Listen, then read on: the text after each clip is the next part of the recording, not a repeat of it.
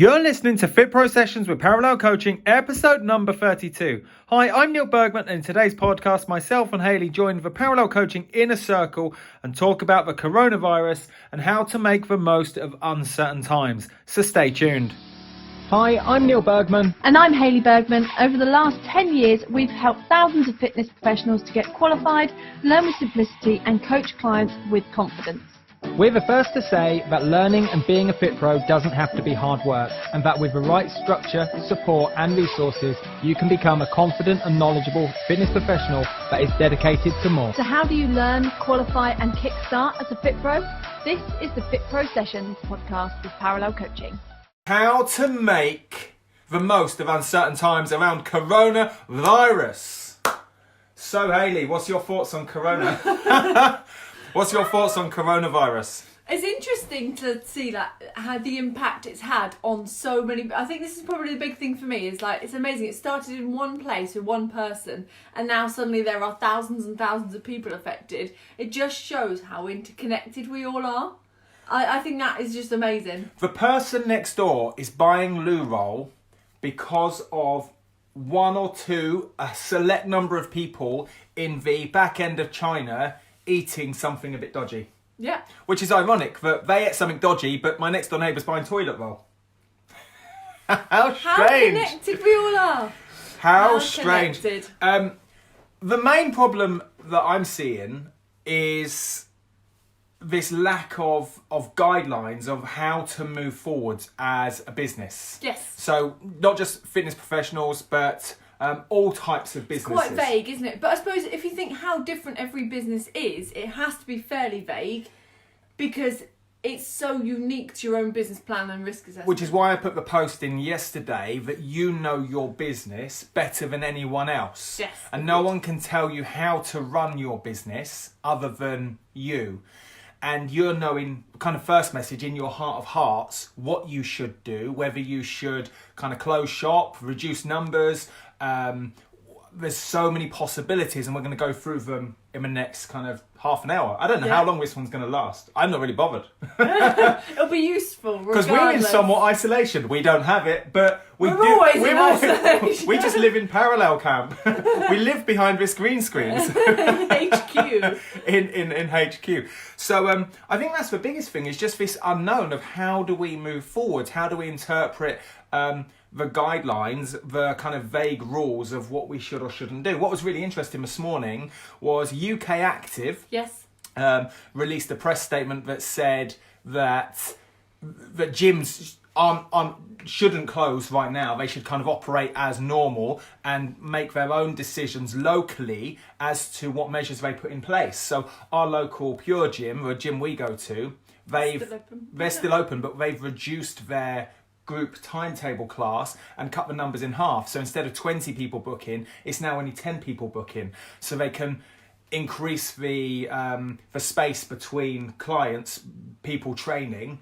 They can spread the spin bikes out so that you're not in close proximity. And one of the gym venues in Milton Keynes, they basically cancelled all group exercise. You can still go in and use the gym and one-to-ones. Yeah, which is the badminton centre where we use. So they've completely stopped all group exercise. Another press statement this morning, the British Triathlon Federation have put a press statement out asking for all British triathlon clubs to cease all group training until the end of April. So just solo training going on. Solo training going on. And I think that's a big move going forwards. Completely unrelated, I'm a big into surfing. I think a number of you know that we do a lot of surfing and bodyboarding down here in the southwest. But the World Surf League have cancelled the entire first stage of the season, and no surf competitions on the world stage are going to go ahead until the end of May. Which is amazing. And that's not just because of the competitors being, because they're quite far apart anyway in the water, but it's the crowds, isn't it, around? So yeah. Completely. The next thing down, let's look at the problems. I wanted to kind of dial into the problems of where you guys are, where we're at, because we're fitness pros at the end of the day. I still have one-to-one clients. One of my clients has been tested positive for it. Haven't seen him for a couple of weeks, which is good news for me. But he is in isolation. But this is kind of panic into survival mode. And I think in that survival mode, where people are panic buying, thinking about, where are their kids going to be, the clubs they're going to be at, where they're going to get their food from, are their Tesco deliveries going to be on time? And fitness, sorry to jump in, fitness is at the back burner. Yes, last thing people think about are the extras. Last people think about are the extras, and that's kind of the problem for us as fitness professionals, because no one's thinking about staying healthy, yet in the French government, it was actually something that was recognised as essential next to work, was exercise and staying active. And we know that the more we stay active, the more we increase those feel-good endorphins. Exercise is the best prescription for depression and anxiety. And in the most anxious times, we're not exercising. Like, what's going on? It doesn't make sense.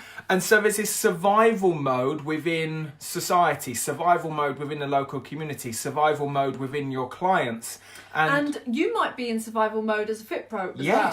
So your own survival mode of like, oh, what do I do with my clients? And you may be jumping to rash decisions about what you can and can't do, which creates this even more amount of fear and anxiety. And that fear and anxiety grows the more you focus on that. So the main thing with anything is that where focus goes, energy flows. So the more people focus on watching their timelines, listening to the news, worrying about things, and sort of cancelling and surviving more, like cancelling off the groups and classes and things, the more that anxiety grows. Yeah, completely. So the one thing I've done is unfollow a number of people that are talking heavily, various Facebook pages that are talking heavily around coronavirus. And I know we're doing it now, but we're doing it from a place of growth and seeing the opportunities and possibilities of how to get through these uncertain times. But if you are focusing on all of the kind of bad news of this coronavirus, it's only going to make you feel more anxious and more tense around that. Yeah. Which kind of magnifies the whole problem, even though in your household there might not be a problem. Totally agree. The next one down for a problem, I think, is routine. Routine, because if people are now working from home, let's backtrack. We are creatures of habit. We crave and love routine. And now people are working from home. Kids may be not at school. Kids clubs cancelled, your gym is cancelled or not doing things. And so now people's routines are all up in the air, which again creates a huge level of anxiety, a huge level of tension, because people can't stick to, Monday night is my spin night, Thursday night is my kettlebell class. That's the point where I relax and de-stress from the week. The kids going to ballet, for example, their ballet lessons is a point where mums and dads can kind of go, whew, and have 30 minutes to themselves and relax. And now suddenly routines are all up in the air. Yeah, and with that, if they're not working, you maybe don't eat in the same pattern, you maybe aren't having the same sort of lunch times, the same morning routines, the same activities. So it's kind of I'm gonna jump forwards now to kind of where we should be in the back end of this live, and just give an answer to that. I'm going to Romeo and Juliet this one. And what do you mean by Romeo and Juliet? It's tell the answer at the beginning. Yeah. There we go. So what I mean by that is, if you know what your current clients or future prospects have as a problem, and we just mentioned routine is a big problem. Yeah. Their eating is out, their wake up times are all out, they've got more time at home, they're more lethargic, all of their routine is up in the air. This is great content for emails, great content for Facebook, social media, to help them through these uncertain times as well. So actually, in amongst the chaos are some golden messages that we can support our clients with. Yeah, and some great opportunities. And I firmly believe that the businesses, it doesn't matter whether you do one class a week in your local church hall or you've got a massive, great big boot camp, you're all the same, you're all in business.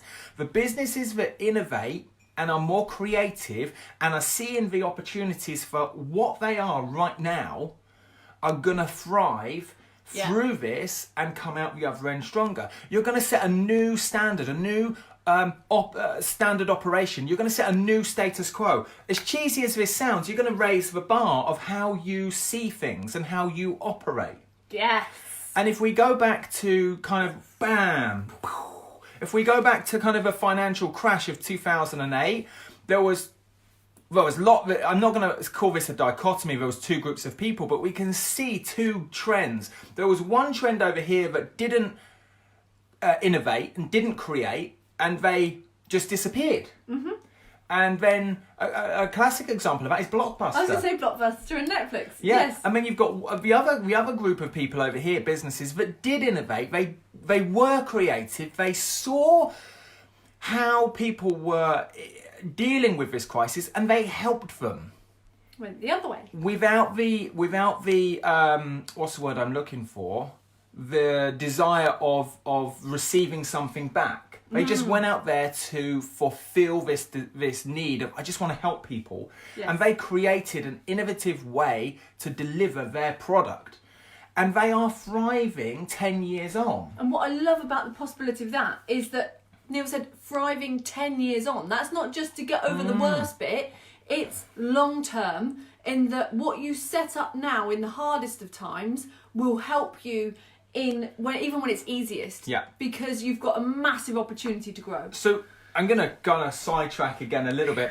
Inside my coaching group I'm part of, one of the guys in there over the last, I'm going to say 3 months, has been doing some Facebook advertising and giving away a 7-day free trial to his online program. He's had okay uptake, nothing to write home about, and he's kind of thrown his toys out the pram. However, he changed his offer sometime last week, and he is giving away 28 days for free. His cost per lead and email has dropped radically. So I think he's paying 56p an email. Okay, so it's got cheaper to get new clients, and he's put 150 new people into his online program, which is just phenomenal. And he wasn't getting much before at all, if any. Well, he was getting a few, but he's got in a week he's got 150 new people in there. And yeah, there might be some tire kickers. There might be some people who just go, I go in and see what it's like because it's free. But if he converts, let's just say his conversion is not all that great, and he only gets 25%. 25%. 35? Well, that's good. I'm liking the maths. It's going to get 35 new clients in 28 days.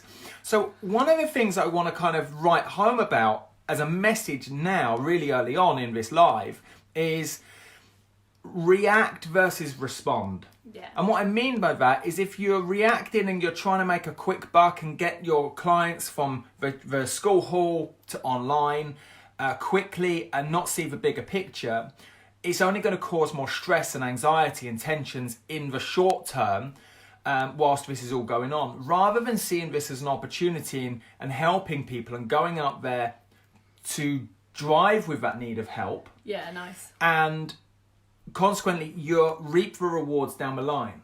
There's no quick buck to be made here, but there is many bucks to be made if you play the longer game. Nice. Okay, I like it. So react versus respond. And we're going to dial into that as the Facebook Live unfolds. And something I've already seen with a lot of Fit Pros is that reaction, that gut-wrenching reaction of, oh my God, I'm not going to have any clients, I'm not going to have any income. And this creates a certain amount of fear inside. Now, this might hurt. This reality of this might hurt. Yeah. But it's probably because you're not prepared and you've not maybe seen the facts for what it is, or you're not allowing yourself to look at the facts, which creates this fear where you kind of go, it'll all be all right, it's fine.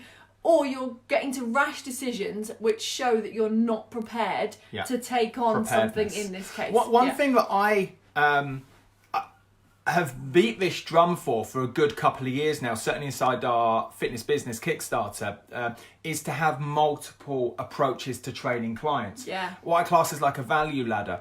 And I see a lot of going on that kind of scarcity approach you just mentioned, is a lot of fit pros just do, say, one-to-one training or just do some group-based classes, and they're not thinking about these curveballs that life throws us. And I think, the coronavirus is a pretty damn big curveball. You couldn't necessarily put that in your risk assessment at the start. Not at all. But what it does show, if we get anything from this coronavirus is that we must have multiple ways of creating revenue. Yeah. Multiple ways of helping clients, and shortly we're going to talk about the transition from one-to-one and group-based to have a membership system, maybe that incorporates online and offline, but also selling digital products, which means that when times like this do happen, because it will happen again, something like this will happen in the next 10 years again. Every 10 years something hits this planet that wipes it on, puts it on its arse. No pun intended for the loo-roll. But something is going to happen again in the next 8 to 10 years, whether it be a financial crash, another virus, something will happen whereby we have to innovate and create. Yeah. So this is a great opportunity for you to see the possibility that having a digital product that you sell alongside your normal one-to-one sessions allows you to create revenue, help more people, but not suffer the financial downside. Awesome. And another part of that, if I may add, Hip, hip. is that this is a new opportunity. Like Neil was saying, it's an underlying opportunity to turn around and change something. But that only happens if you change something.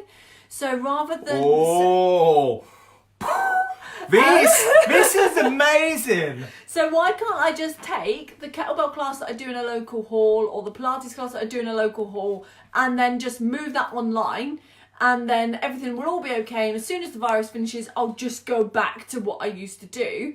Why can't they do that?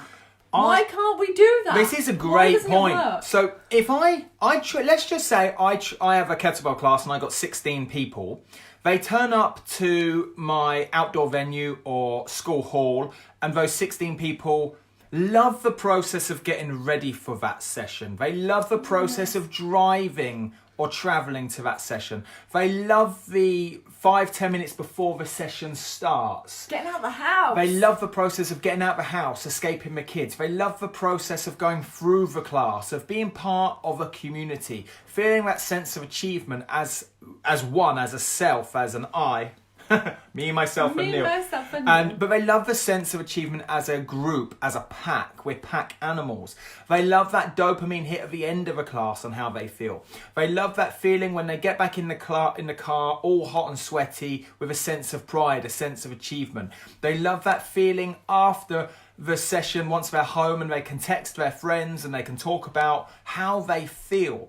So by taking something offline and putting it online, we've got to replicate those exact feelings of why they come. And from training clients for 15 years or so now, 99.9% of clients don't actually come to swing a kettlebell. They come for all of the other cascaded health benefits, mindset benefits, such as meeting people, laughing with people, having a sense of community. Those are actually what they're there for majority of the time. So by going online, you actually take away some of those things unless you create and innovate. So you can't literally pick up the class and put it online. You've got to be able to take all of the extra cascaded benefits from the class and also put them online as well. And if you fail to do that, then there will be a knock-on effect in two ways. One of which will be that it'll be hard to sell because people will be like, it's not really what I want. But it's not, that's it. Doesn't really solve my problem. So online training has... hold on, I haven't got my second. I want to talk very quickly. Keep your thought. Online training is huge. It top trumps face-to-face training. But you get the type of person that likes online training and the type of person that likes face-to-face training. What we're talking about is taking the face-to-face people that love face-to-face and putting them in a platform but they perhaps don't know or like. Go for your second point. Second point would be, even if and when you sell them to then join and you manage to persuade that it will be great and everything else, maybe they're existing clients, does it meet their needs and wants enough for them to hang around and therefore be lucrative for you in the long run? Lovely, yes. And with that comes an exposure, if you like, to the fact that just by trying to take the same class, put it online, or the same session, put it online, it shows a bit of a lack of knowledge across FitPros, and also the lack of what we call social equity, whereby you can't necessarily market something straight away because you've got no log online. Yeah, and we're going to talk about this. We've got an acronym called STEPS, STEPPS, which we're going to go PPS, and we're going to go through that very shortly. Final point I want to make, though. Just to highlight, we have got some principles and some action paths for you. So we're not just ranting. we're not just blabbering on here. The next point I want to talk about, looking at the notes, is that if gyms do close, you have the best opportunity in the world, because my local Pure Gym has got 7,000 members. Those 7,000 members, let's just say that 20% of them go to the gym on a weekly basis, one visit. Yeah. That's 1,400 people. Yeah. 1,400 people in my local community now have nowhere to go. What they know is classes, they know about machines, they know about dumbbells. What they don't know about is how to train in their own home. Maybe their loved one has got the coronavirus and they are in isolation as well, but don't have it yet. And they want to get active in their garage, in their back garden, in their backyard. So what we've got is a huge opportunity for people that do already value exercise but can't, and we need to be able to kind of solve their problem for them. Yes. There we go. Yeah, exactly. And it gives you a huge opportunity. But here's the problem I see is that FitPros generally don't spend enough time, energy and effort to develop a package online, but also when they do, they also undercharge and undervalue their services. Ooh. So let's say, for example, I have a class and it's kettlebell class and it's £5 a session, and they do say 6 classes a month, that's £30. Now you're going to put your kettlebell stuff online, you're still going to charge 30 quid, if not more. Whereas most people might turn around and go, oh, it's a tenner. Because they're not actually coming to me. That's not the case. In fact, I see it as you have the ability to even charge more because you have the ability to have on-demand training and stack serious amounts of value. Yes. So, the possibilities. Let's make sure we got on our notes. Hayley mentioned about not being prepared, one-to-one. Yes. Knowledge and social. Knowledge, yeah, we're cool. So possibilities. Now, I see it as 3 possibilities here. First possibility is how do I take my one-to-one group-based and still work with them? First possibility is just carry on as normal. Right now, UK Active, government guidelines have not said I cannot operate. Yeah. They've not locked it down. No. So for me, I would go ahead and continue operating, but you might make some changes. You might make some changes. And you those might changes innovate. will be based on your own risk assessment of your own business. So you might have a business that is a boot camp with 80 people in there, or you might have a business that has 3 people maximum per private Pilates class, for example. So you've got these massive different business models. So it will be different for everyone. Nothing's right or wrong. So if I had a big boot camp, and as you know, I had a boot camp, with almost 100 guys in. If I was still running that boot camp right now, whereby the numbers were pretty big on every session, I would, first off, half my number size. So instead of, say, 40 people turning up, I now have 20 people turning up. The other 20 people that couldn't train, I would just put on another session and I would absorb that time and as a cost to me, if possible. Which for the sake of an hour. For the sake of an hour to please everybody is fine. So I would see the next initial kind of couple of weeks as a way you might have to give more, but not expect anything else back. And I think this is a big consideration for a lot of people because we have, oddly in our society, this notion that if I'm going to do something, then I've got to be rewarded for it and get that kind of immediate gratification and be paid for it.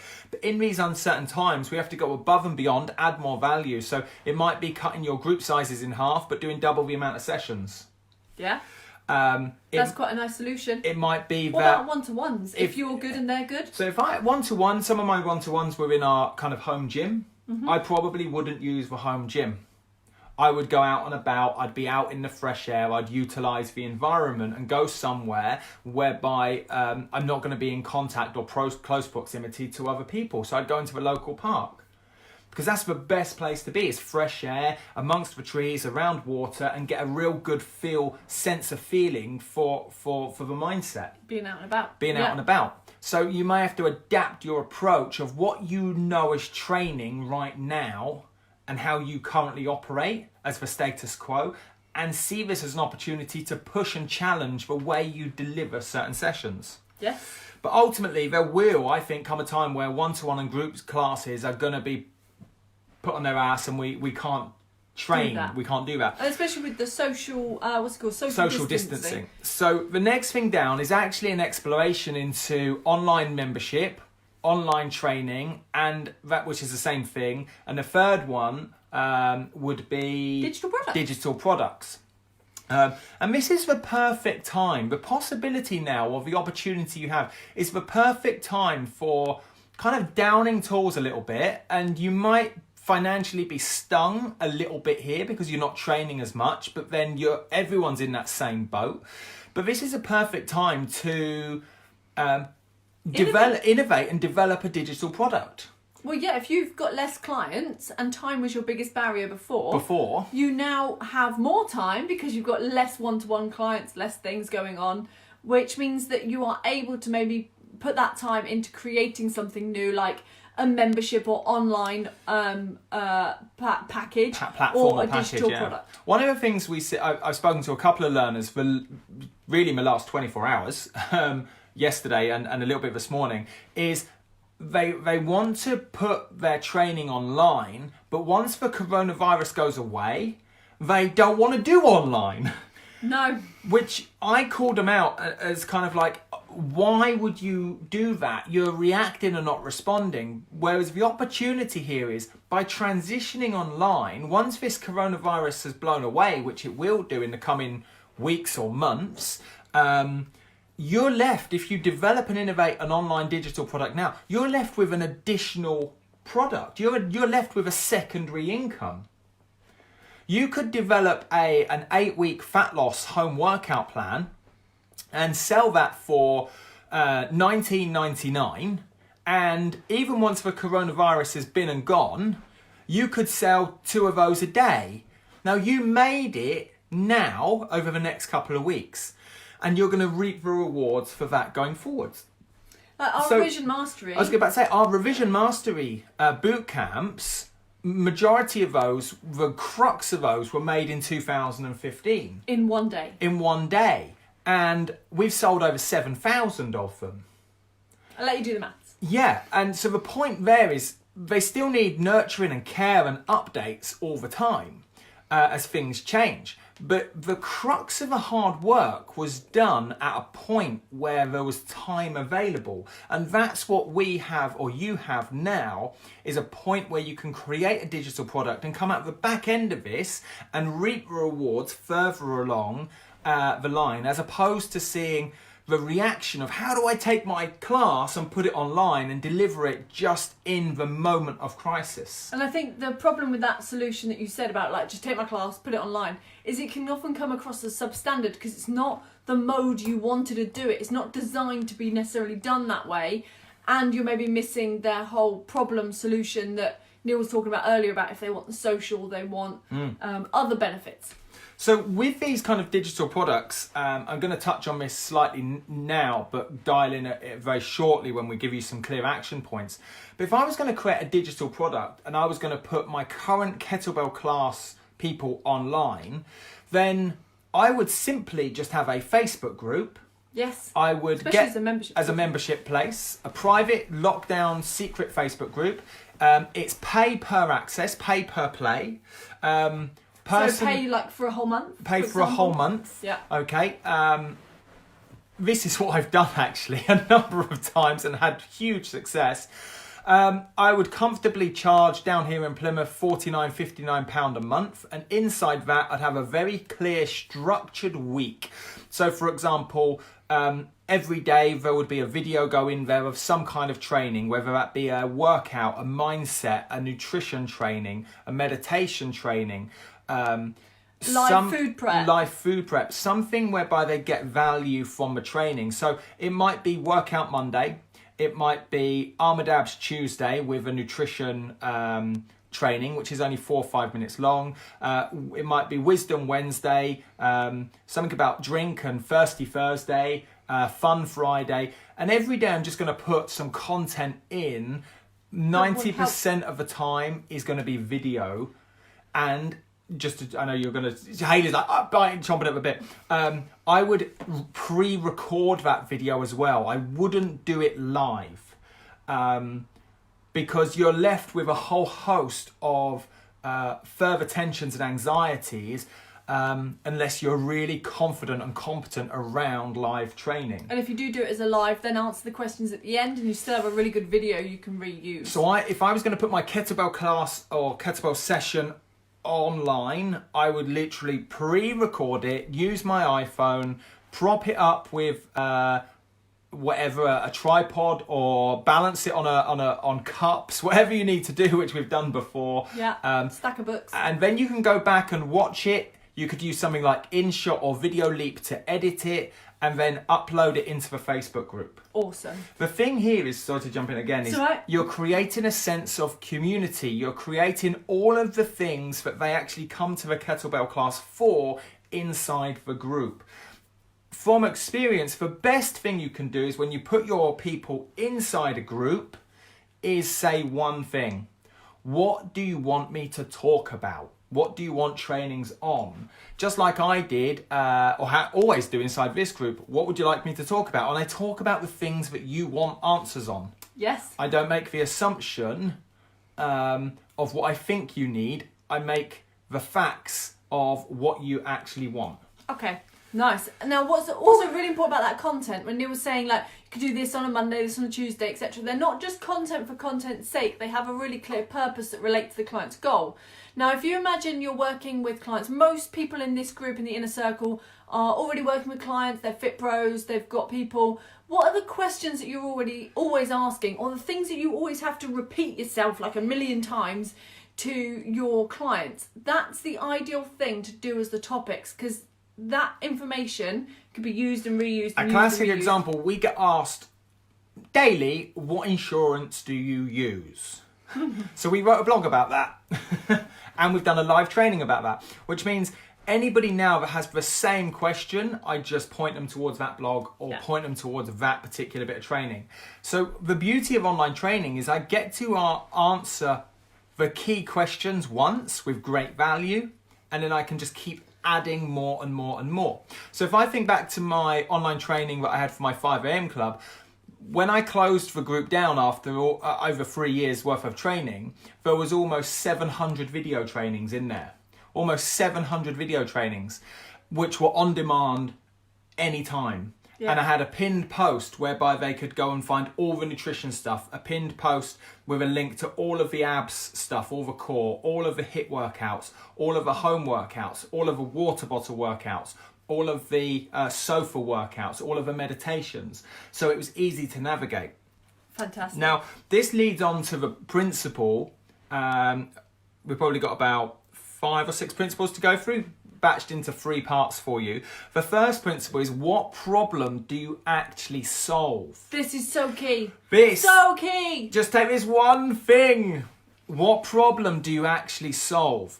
So being really clear here, and your current clients will love you for this clarity, is saying, my name's Neale and I work with people in and around Plymouth, only guys that are 30 to 50 years old that want to get rid of their belly. Now, you might say, I work with just ladies that have recently had a child, and I work with postpartum ladies to improve their core. And self-esteem. Yeah. I work in and around Birmingham, and I work with youth groups around agility, balance and coordination for football. The moment you have sheer laser-like focus on what it is you solve and who you work for is a moment you can make that transition to go online. Because here's the discrepancy, is anyone and everyone can turn up to a kettlebell boot camp, and it's quite easy to market to a degree. Yeah. But the moment you go online, people now type into Google and Facebook very specific things. They have to use words, sentences. kettlebell online training. Well, you could How go do onto I YouTube and download some How nice do I free ones. lose fat? Yeah. They type in very specific keywords, and you've got to make sure that in your local area, if somebody types in something around their problem or pain, then you show up. And that's why you need to be seriously clear on what problem you solve. I like to think of it as a dartboard, in that you have your ideal client, which would be the very middle part of that dartboard. It will literally be the bullseye. That's your ideal client with their ideal problem, their thing. There might be a few other people that join up to your program that will hit somewhere else in the dartboard. They're still on the board, but they're kind of somewhere else. But if you have a very clear point, you can also target what you're saying to them, so that it basically comes across like you're talking directly to them. They're like, this is for me. This is going to help me, not just everybody in the world. Yeah. And they're only after anyone they can get. And the beauty of just working with that one type of person is, if I just put people, let's say I'm going to work in Plymouth with ladies that are post-pregnancy, that want to improve their confidence, reduce post-pregnancy stress and tension, and improve their core, and have a sense of belonging as their own identity and not as mum. Yeah. Okay. Yeah. And I just put those people inside a group. Ooh, The yeah. community feel that I've just created, that person isn't on their own, that they are, other people share the same worries, the same problems. Wow, it's going to blow up. It's going to be phenomenal. The advice you give one lady in there is appropriate to the other ladies in the same group. Yeah. Whereas if you then mix into it that you've got some 60-year-old men and you've got some 17-year-old ladies, everyone's got different problems. So when you're then saying, this is a good food prep, this is a good like extra content to go in, it doesn't match. So this would be the best example, I think. Imagine everybody in this group is a FitPro, whether you're newly qualified, qualifying, recently qualified, or a veteran, or you just do fitness on the side of your main job. You're all fitness professionals in here. Imagine now if I brought a couple of people in that were just builders or just dentists. This information I'm giving them is no longer relevant. Yeah. So I must put just one type of person, which could still be quite generalised, into my online training. Yes. Which leads to principle number 2, which is an acronym known as STEPS. STEPPS. So S is social currency. Okay. Ooh, I like that. And what I mean by this is you've got to have social equity, whereby I'm giving away incredible amounts of value and content for free without the expectation of anything being received. Can I add something to Yeah. it? The word currency to me means that I have to be talking the same language Yes. as the person that Oh. I'm going to be speaking to. So that I can't be paying you in pounds and you want to pay me in dollars. Nice. It has to be the same currency. That's amazing. So it has to be in alignment. Yeah, love it. So it has to be in alignment. I've got to talk it. If I want Hayley to listen to me and she works in dollars, then I've got to talk in dollars. Yes. Cool. What I also meant in terms of social currency as well is, in order to talk, I've got to give an incredible amount of value away. And something that I see an awful lot with fitness professionals is they might post up once or twice a week. Okay, as opposed to posting something on social media or Instagram or YouTube or on a blog 2, 3, 4 times a day. Yeah. So if we look around the people that are successful in terms of online training and making that transition, and this is going forwards to offline training as well. This isn't just about reacting or responding to the now. This is general. This is what we should be doing. If we want to be busy and we want to help more people, because that's ultimately probably why we got into this industry in the first place, was to help people based on a transformation that we once had. Okay. We want to be giving away as much value as possible. The people that are really successful and helping more people are posting 2, 3, 4 times a day. Yeah. Fact. So if somebody posts, let's just keep the math simple, 5 times a day, that's 35 posts per week. Yeah.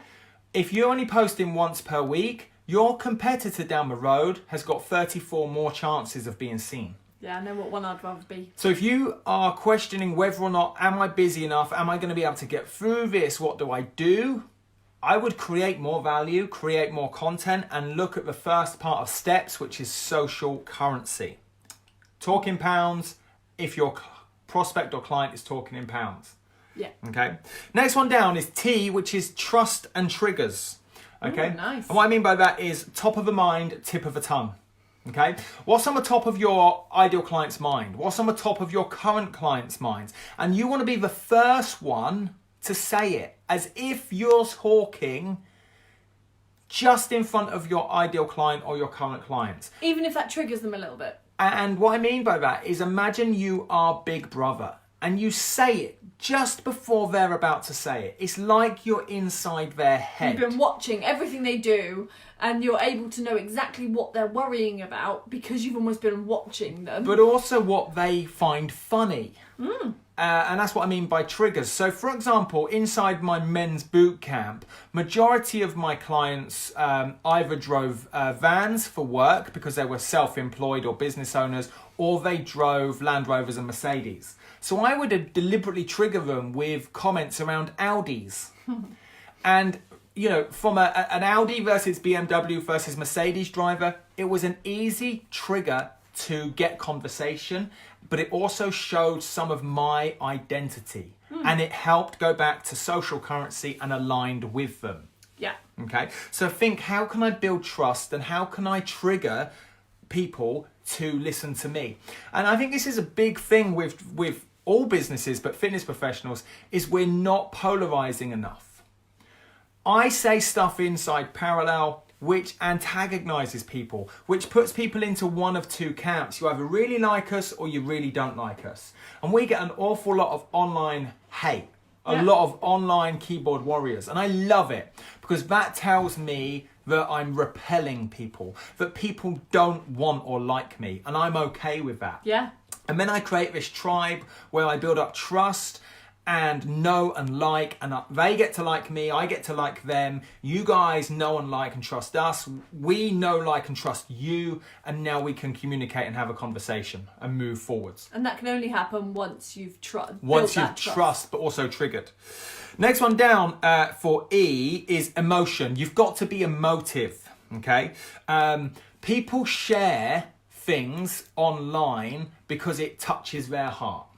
Or they care about it. It's a reflection of their identity. So if you want to transition from going offline to online, then you've got to start putting some content out there that is emotive.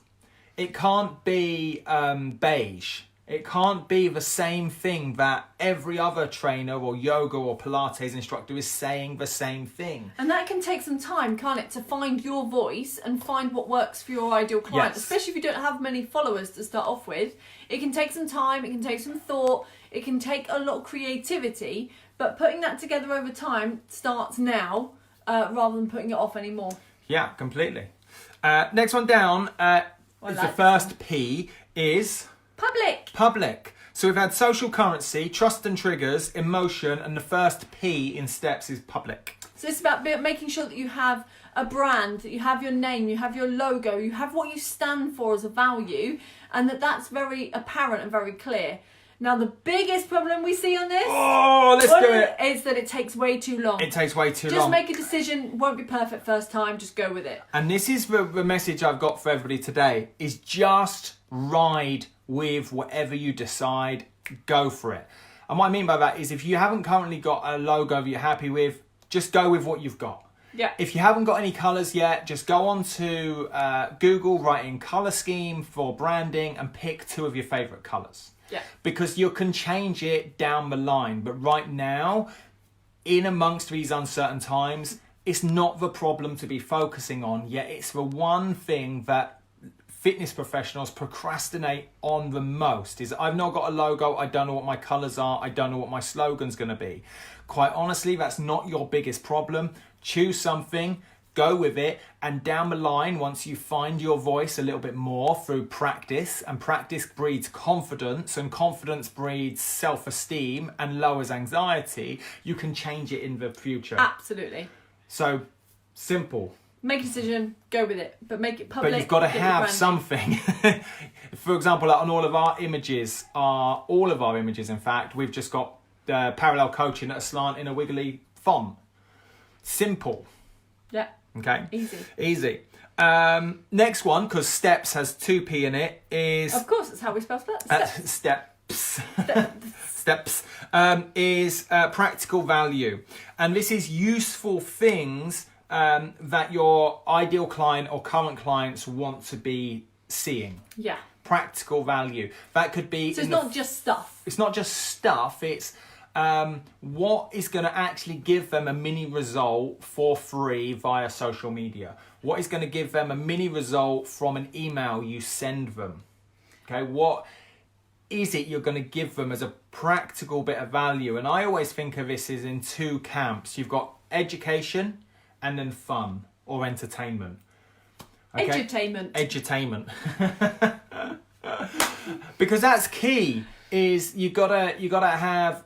It's got to be educating because you want to teach them how to create change and habits and whatnot. And you're in the perfect time for that because people are so uncertain around, can I go to the gym? Can I go to this? Can I go to work?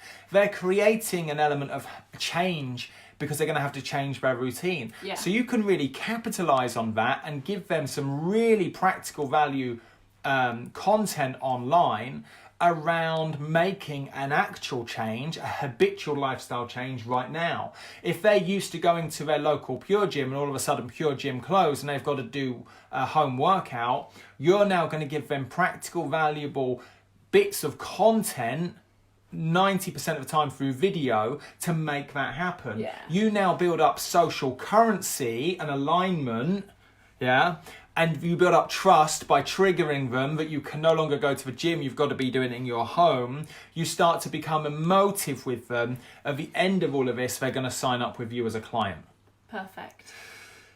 That's a good plan. Final part of S for steps, because it's STEPPS. PPS. Is stories. Love a story. And what I mean about this one is being vulnerable with your story. So if you're training people that are ladies postpartum and you've also been through that, talk about your struggles, your fears, your pains.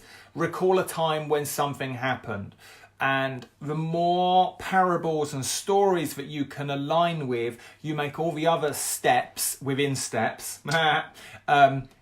much more powerful. And it almost, the stories will almost allow for all of the other steps in themselves. Yes. As soon as you do that, it's got social engagement and currency because you're talking to them as if you're them. It's got a trigger and it's got trust because you're being vulnerable. It's got emotion because it's your emotion. It's got, I can't read your writing, public because it's your stamp, it's your sort of branding and your name associated, and it's practical value. So it literally encompasses all of it. Rather than feeling like you've got lots of little things to do. Perfect. Put your story out there. Yeah. And with your story, don't worry, it doesn't just have to be something that you overcome and now you're superhuman and it's amazing. It can be little things that you do on a day-to-day basis that maybe you messed up on that shows that you're real. Yeah. And you'll notice this on our emails that we send. Yeah, go and read all our emails. You'll see what we mean because it's very much storytelling. I had a thought then and it's jumped out at me. The story might not just be you. You could talk about stories of your other clients that have overcome their personal barriers. Yeah. So let's say you are working and you are a lady and let's go one step further. Let's say you're a guy working with post-pregnancy. Mm-hmm. You've never experienced pregnancy. So you can talk about the pains and fears and stories through the eyes and stories of your clients. Yes. So you could introduce the problem, the possibility, and then talk about, I don't know, Sarah that had X problem, and then give them a principle and then give them a path, the action. Yeah, absolutely. And I used to do this with my clients that were disabled and had and post-stroke. I'm not disabled and I've not had a stroke. Not yet. Thanks, Neale. Sorry, mate. You're unconscious leaping out then. Yeah. But at the same time, I was able to align with them because I could tell stories of other people that have been through that. Cool. Have I gone all red? Not yet. Amazing. So The first part or principle we gave you was what problem do you specifically solve? Then the next one was steps, which is STEPPS. And the third thing is about having a campaign. If you want to transition in these uncertain times and go offline to online or create a digital product, then you must have a structured campaign. And what we mean by that is we're not just making something and throwing it at the wall and hoping it sticks. Okay? The classic analogy I say to so many learners is like, just because I pick a dog turd up off the floor and throw it at the wall isn't going to guarantee it sticks to the wall. No, it doesn't. Okay? Don't know where that came from. But I think it's key to understand that it's like the film, it's kind of like the film with Kevin Costner in Field of Dreams. If I build it, they shall come. No. We built our first digital product back in 2014. Yeah. And we spent so much time. This was the original business Kickstarter membership platform making this, and we launched it, and I think in the first 6 months we sold 2 or 3. Now we sell like that a week plus, you know. If you build it, they shall come. And it's not the case. It's not until you go back through steps, social currency, trust and triggers, emotion, public, practical value, and stories. Notice practical value is pretty important. They're all important.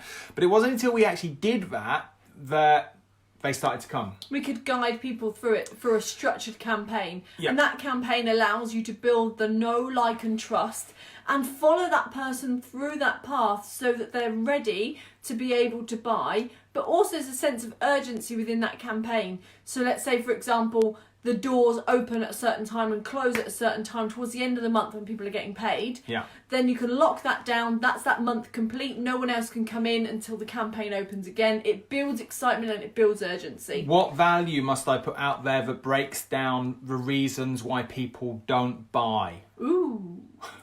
Wow, what a comment. What value can I put out there that means that they don't fully trust the product? That they don't fully trust the vehicle that's going to solve their problem? What value can I put out there that is going through some internal dialogue of, if I did buy this 8-week fat loss plan, I'm probably not going to be able to do it. I'm not good enough. I don't have kit. I won't use it. I never do. I won't use it. I never do. My wife or partner or husband will judge me for taking the action and therefore I won't do it. What value can I provide that overcomes the fears of why somebody won't buy because of their internal chatter, why they won't buy because they don't know much about the actual product or service you're going to give, and what's the final one? The actual vehicle. I said vehicle. Internal, external? And yes, and external. Why wouldn't they buy? Because of time, kids. And if you can answer those in advance as part of your campaign, it only builds up for more people actually buying into your product or service.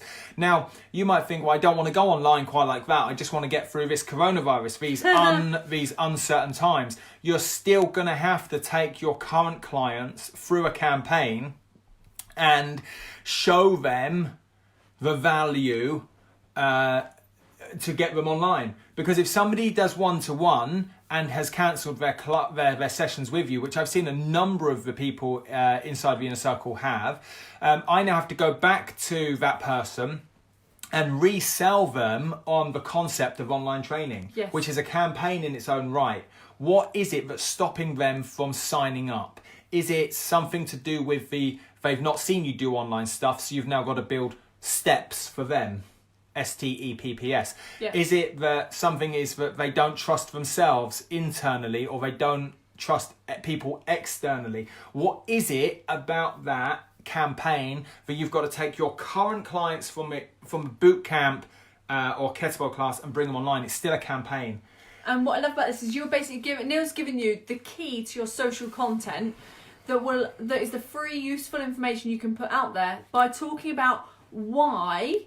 And what they need to do to overcome all this, like why it's important to train, why it's important to go online, why it's important to look after yourself, rather than the individual steps of how to do it. Yeah. So it's the what and the why that you explore more on the outside, and then on the inside you will, i.e. inside your membership, inside your digital product, Great, that's yeah. where you tell them how they do it. And then you've got that nice line between not giving away too much free content. But I'll be honest, you can never give away too much free content. Like our YouTube channel has hundreds of videos, millions of views. We've got Our podcasts. From my experience, and it sounds so counterintuitive, the more I give away for free, the best material, the more they come. Yeah. Which is ironic, which is crazy. It's so counterintuitive. But so many fit pros and many businesses, small businesses, are really afraid to give away their best material. Almost as if I give away the best material, why would they buy? But if you get a result for something for free, imagine the result you'll get if you paid. And that's the thought. So one of the process biggest questions we get asked in terms of anatomy and physiology is around the heart and lungs. So we give away the entire heart and lungs module on blogs, on YouTube. We email people our list regularly around the one thing that they really get stumped on. And then they go, well, how else do I get the other modules? Simple. Yeah. Okay. So there's some principles. 1, what problem do you solve? Number 2, steps, social currency, talk in dollars, speak in dollars. Okay. Trust and triggers, emotion, public, practical value, and stories. And then the third principle we've just gone through is having a campaign, very clear campaign of what you're going to do, when you're going to do it, because you know that answers your ideal client and current client's problems, fears and pains. Now, there's lots of questions come in. We are going to answer them. And we've got one more thing to add, which is about actions that you can take now. Probably what you've all been waiting for the most. Okay, but what we've done is we've created the context. Yeah. We've painted a really nice picture now of the pain and the possibilities and the opportunities that you've got in times of uncertainty with this crazy coronavirus. So, first action point, Hayley, is... react, not respond. React, not respond. It took me a little while to read Neale's writing, but it is react rather than... respond rather than react. Yeah. And that's all about keeping it really simple. So we've talked about so many different points today.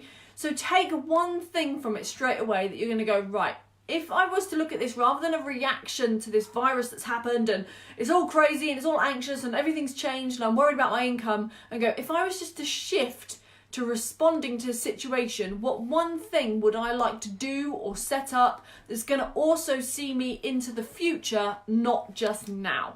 Amazing. That's what I would say. Not just see me into the next few weeks, but how do I get the other side of this and just keep that going? So your one thing, I like to see this as a domino. If I push over the first domino with enough force, energy and effort, time, I push over the next domino and it keeps going, it keeps going. So the question is what is the number one domino that you want to push over today or this week? Comment below. That's the first action point. In fact, if you're listening still, give me a thumbs up. Let me know you can still see and hear us all okay. And we're not just rambling in a room with a goldfish and a green screen and a light.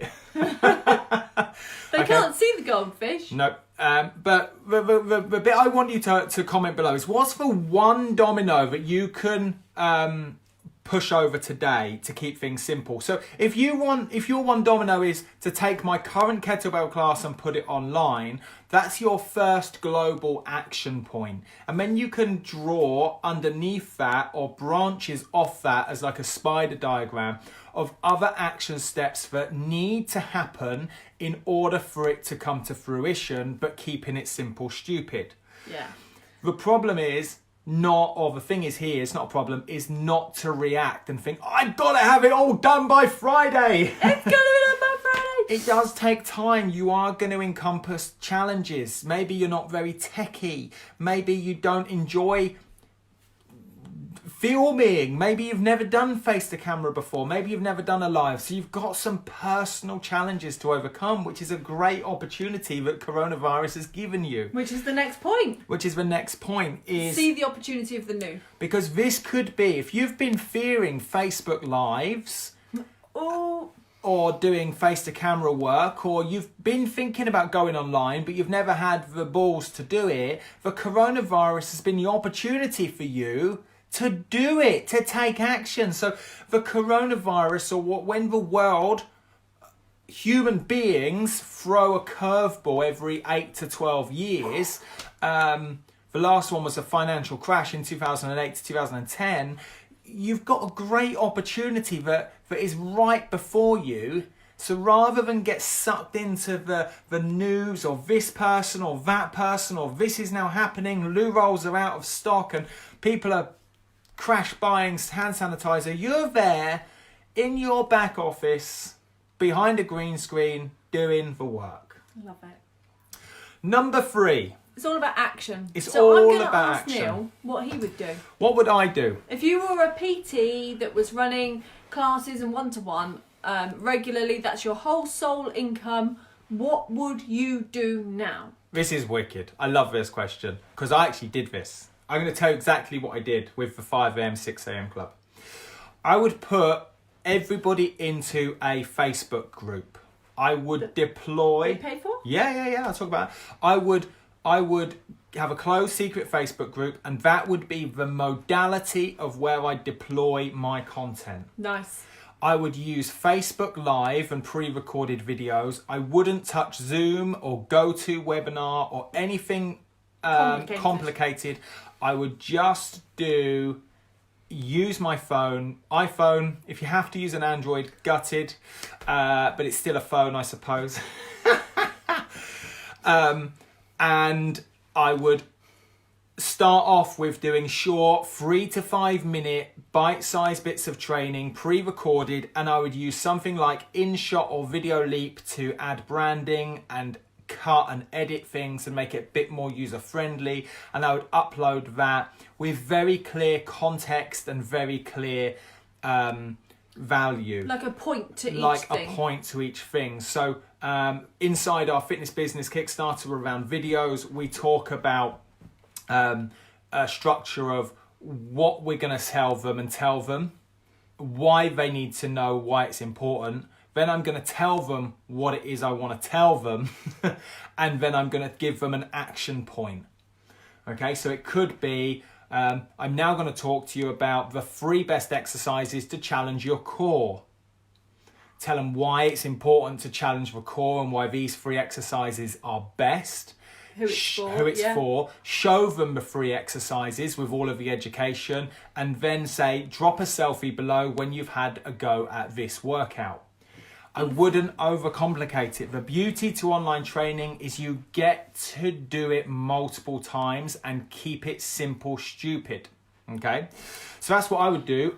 I wouldn't overcomplicate it.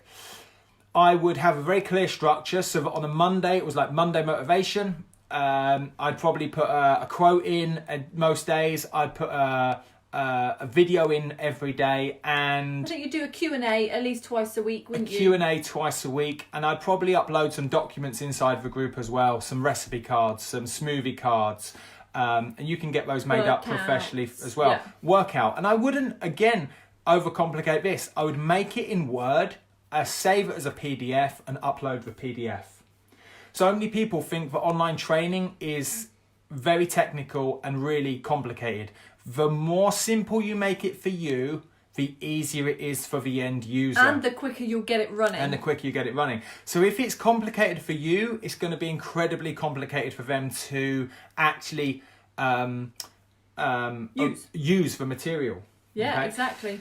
Well, I think about, I've done one-to-one coaching for revision stuff via Zoom, which is good, but can be a little bit complicated. And they're like, oh, how do I go back and see the lives and everything else? And then I've done the group ones whereby I've got lots of people all working towards the same thing. That's so much better because I can do the lives, I can upload it all into the group, they can always see every part of it, they can ask questions. If you're going to do a live home workout based on kettlebells or a boot camp, let's say you just run a normal circuit boot camp, what I would do is I would have I'd use a video, I would go out into my back garden, I'd record the 8 kettlebell exercises, I would probably do them individually. So I'd say, this is the kettlebell swing, 2-handed. Then I do it's like 90 seconds long. Then I do another video. This is the single arm row. Another video. This is the kettlebell floor press. So they could go and watch the individual trainings. And then I would upload just a PDF document of the workout. That they could download to their phone. That they could download to their phone. You might call it your week 1 warrior kettlebell workout. Put some pretty pictures of kettlebells on it, and it literally just highlights warm up. Set a timer on your phone, 30 seconds high knees, 30 seconds plank, 30 seconds swing. And then whatever your warm up's going to be, okay, I'm not going to teach you on a warm up, that's not what this is for. And then your main workout, the exercises you've got. 50 kettlebell swings, 20 push ups. 25 kettlebell swings, 20 push-ups, whatever you're going to do, and just list it out. But they go back to the training to check the technique if they don't know it. And then the next week, you can just do the different exercises that you haven't included the week before. Yeah. So you gradually build up your library of exercises rather than having to film all of them now. What somebody doesn't want is to keep stop-starting on a live video of have you got this or if you've done that. You can't accommodate for everybody on a live video. So that's what I would do. And I think some of the problems with, say, Zoom is exactly that. In that you basically do... So I just read a comment. That's all right. No, I saw it too. I agree, Andrew. That sometimes with like Zoom, for example, the problem that you get is that you can hear everybody, like they accidentally put their microphone on, it disturbs things, you see people moving, and actually some people might not want to be on a camera, but they can just easily... like watch you on a live. I think Facebook Live sorts it. And I would then use something like InShot or Video Leap or Camtasia if you want to be a bit funky using a laptop or computer, and put 3 or 4 of these exercises together, create a nice little video and put that on a YouTube channel and literally call it How to Train at Home with a Kettlebell if you're in isolation from a coronavirus.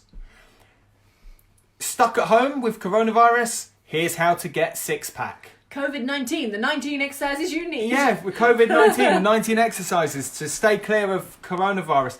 Make it fun. Like, what are people typing in? How to stay fit at home. My husband's got coronavirus. How can I train? Like, these should be titles of your emails, titles of your YouTubes, titles of your blogs. Okay?